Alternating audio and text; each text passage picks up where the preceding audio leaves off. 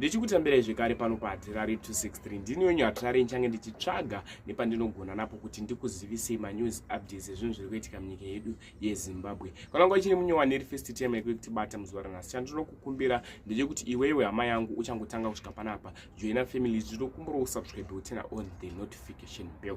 Nyando inezvo yemuzuva ranhasi inyaya yakaitika iyo kuPlum Tree yemurume uyu akatorana sawira wake wechikadzi. Murume uyu aitamba nemusikana iye ane 25 years. Murume uyu anga ni 39 years ndo makore ake ekuzvarwa aanga ainawo. Saka zvikunzi vaingowirirana vanhu ava zvekuziyana muraini vachiwirirana ende vese vaidhakwa vese vaimwa doro. But zvikunzi musikana uyu vakaenda kumafaro vese pabhawara vakaenda.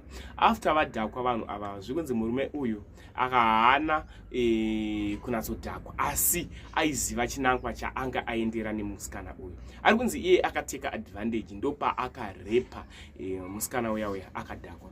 Musikana uya akadhakwa akazorealize mangwana kuti zvandakarepwa ndopa akamhanya unotaura kumapurisa kuti ndakarepwa asi ndainge ndakadhakwa, handisi kuziva munhu wandanga ndiinaye asi suspect yandiri kufungira munhu wandakaenda naye aisaziva akamurepa asi aingoziva suspect kuti ndiri kufungira nhingi wandakaenda naye.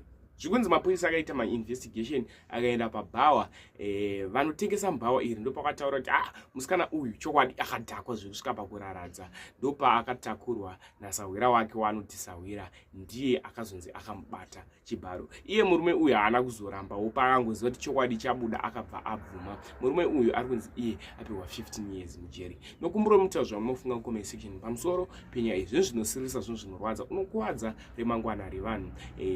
Hatichazive kuti murume uyu anenge asina chirwere here kana kuti anenge ainacho. Uriyo wanzotonge nyaya iyi ungamupe makore mangani mujeri murume uyu. Thank you.